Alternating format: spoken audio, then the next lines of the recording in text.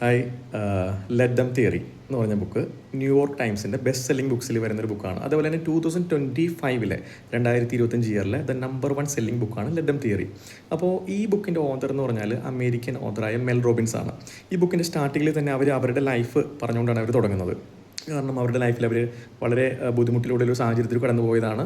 അതുകൊണ്ട് തന്നെ വളരെ ഡിപ്രഷനിലൂടെ കടന്നു ഒരു വ്യക്തിയാണ്. കാരണം വെച്ചാൽ അവർക്ക് വളരെയധികം കടം കയറി വരികയാണ്. അപ്പോൾ ഈ ഡെപ്റ്റ് വളരെ ഹൈ ആയതുകൊണ്ട് തന്നെ ഇവരുടെ ലൈഫ് ടൈം ഫുള്ള് ഇവർ എത്ര ജോലി എടുത്താലും ഈ കടത്തിൽ നിന്ന് പുറത്തു വരാൻ അവർക്ക് സാധിക്കില്ല.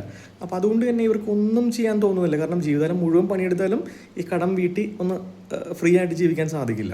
അപ്പോൾ ഇവർക്ക് രാവിലെ ബെഡിൽ നിന്ന് എഴുന്നേക്കാൻ തോന്നുന്നില്ല, ജോലിക്ക് പോകാൻ തോന്നുന്നില്ല, പോയി കഴിഞ്ഞാൽ ജോലി ചെയ്യാൻ തോന്നുന്നില്ല, അങ്ങനത്തെ ഒരു അവസ്ഥയാണ്. പക്ഷേങ്കിലും ജീവിച്ചല്ലേ പറ്റൂ എന്നുള്ളതുകൊണ്ട് തന്നെ അവരെ തന്നെ ഒന്നും ചെയ്യാൻ അവർക്ക് തോന്നുന്നില്ലെങ്കിലും പുഷ് ചെയ്തുകൊണ്ട് ഓരോ കാര്യങ്ങളും ചെയ്യാനായിട്ട് അവരുടെ ലൈഫിൽ അവർ യൂസ് ചെയ്യുന്ന ഒരു ടെക്നിക്ക് ഉണ്ട്. ആ ടെക്നിക്ക് യൂസ് ചെയ്താണ് അവർ ഓരോ കാര്യങ്ങളും ചെയ്ത് അവരെ തന്നെ പുഷ് ചെയ്ത് മുമ്പോട്ട് കൊണ്ടുപോകുന്നത്. അപ്പോൾ അങ്ങനെ ഇരിക്കുമ്പോൾ അവരുടെ ഒരു ഫ്രണ്ട് അവരെ ഒരു ടോക്ക് ചെയ്യാൻ വേണ്ടി ഇൻവൈറ്റ് ചെയ്യണം. അതായത് ദൂരെ ഒരു പ്ലേസിലാണ് ജോബ് ഷിഫ്റ്റ് ചെയ്യുമ്പോൾ ശ്രദ്ധിക്കേണ്ട കാര്യങ്ങൾ, അതാണ് ടോപ്പിക്ക്. അപ്പോൾ ഇവർ മെൽ റോബിൻസ് ആദ്യം ചിന്തിക്കും, ഞാനൊരു ജോബ് കൺസിസ്റ്റൻസി ഇല്ലാത്ത ഒരാളായതുകൊണ്ട് എന്നെ കളിയാക്കാൻ വേണ്ടിയാണോ എന്ന് ചിന്തിക്കും. പക്ഷേ ആ ഫ്രണ്ട് സീരിയസ് ആയിട്ടാണ് അവരെ വിളിച്ചത്. അവർ അങ്ങനെ അവിടെ ചെല്ലുകയാണ്. അവർ ചിന്തിക്കും ഈ ഒരു വലിയ കടം കയറി നിൽക്കുന്ന സിറ്റുവേഷനിൽ ഇവർക്ക് ലൈഫൊന്നും എൻജോയ് ചെയ്യാൻ പറ്റുന്നില്ല. അപ്പോൾ ഈ ഒരു കാര്യത്തിന് വേണ്ടി പോയി കഴിഞ്ഞാൽ ദൂരെ ഒരു പ്ലേസിലാണ്, അപ്പോൾ ഫാമിലി ആയിട്ട് ഒരുമിച്ച് പോവാം, നല്ലൊരു ഹോട്ടലിൽ സ്റ്റേ ഉണ്ട്, അതൊക്കെ എൻജോയ് ചെയ്യാമെന്നും ചിന്തിച്ചോട്ട് മാത്രമാണ് അവരവിടെ പോകുന്നത്. അങ്ങനെ അവർ പോയി ആ സ്റ്റേജിൽ ചെല്ലുമ്പോൾ ഒരു 700ഓളം ഓഡിയൻസിനെ കാണുകയാണ്. അപ്പോൾ ഹൈസ്കൂളിൽ മാത്രം ഒന്ന് സ്റ്റേജിൽ കയറിയിരിക്കുന്നവർക്ക് വളരെയധികം പേടിയാണ് ആ സമയത്ത് വരുന്നത്. കാരണം അത്രയും ഓഡിയൻസിനെ അവർ അതുവരെ കണ്ടിട്ടില്ല. അപ്പോൾ ആ സമയത്ത് അവർക്ക് എന്ത് പറയണം എന്നറിയില്ല. ഈ കാര്യത്തെക്കുറിച്ച്, ഈ ജോബ് ചേഞ്ചിനെ കുറിച്ചുള്ള സബ്ജക്റ്റ് ഒന്നും അവരുടെ മനസ്സിലും വരുന്നില്ല.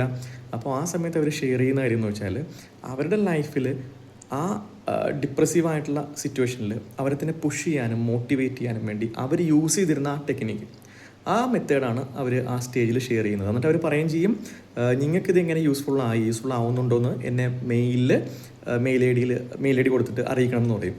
പിന്നീട് കുറച്ച് നാൾ കഴിയുമ്പോൾ തന്നെ എന്താ സംഭവിക്കുകയെന്ന് വെച്ചാൽ അവരുടെ മെയിൽ ഐ ഡി ഫുൾ ആവുകയാണ്. കാരണം ആളുകൾക്ക് അത്രമാത്രം അത് യൂസ്ഫുൾ ആവുകയാണ്. അപ്പോൾ അതാണ് അവരുടെ ജീവിതം തന്നെ മാറ്റിമറിച്ച ഒരു ഇൻസിഡൻറ്റ്. ഇതിൽ നമുക്ക് മനസ്സിലാക്കാൻ സാധിക്കുന്ന ഒരു കാര്യം എന്ന് വെച്ചാൽ നമ്മുടെ ലൈഫ് എത്രമാത്രം ഡിപ്രസീവ് ആണെങ്കിലും എത്രമാത്രം വീണിടക്കുന്ന അവസ്ഥയാണെങ്കിലും നമുക്ക് ഉള്ള ഏതെങ്കിലും ഒരു ചെറിയൊരു സ്ട്രെങ്ത് നമുക്കുണ്ടാവും, അല്ലെങ്കിൽ നമ്മളതിനെ മോട്ടിവേറ്റ് ചെയ്യുന്ന ചെറിയൊരു കാര്യം നമുക്കുണ്ടാവും. അത് നമ്മൾ മറ്റുള്ളവരുമായിട്ട്, അതായത് ആ സ്ട്രെങ്ത് ഇല്ലാത്ത ആളുകളുമായിട്ട് ഷെയർ ചെയ്യാനായിട്ട് തയ്യാറായി കഴിഞ്ഞാൽ, നമ്മൾ കൂടുതൽ പേർക്ക് അത് കൊടുക്കാനായിട്ട് തയ്യാറായി കഴിഞ്ഞാൽ നമ്മുടെ ലൈഫും നമ്മൾ പ്രതീക്ഷിക്കുന്നതിനും അപ്പുറത്തേക്ക് ഉള്ള രീതിയിലേക്ക് മാറും എന്നുള്ളതാണ്. Thank you.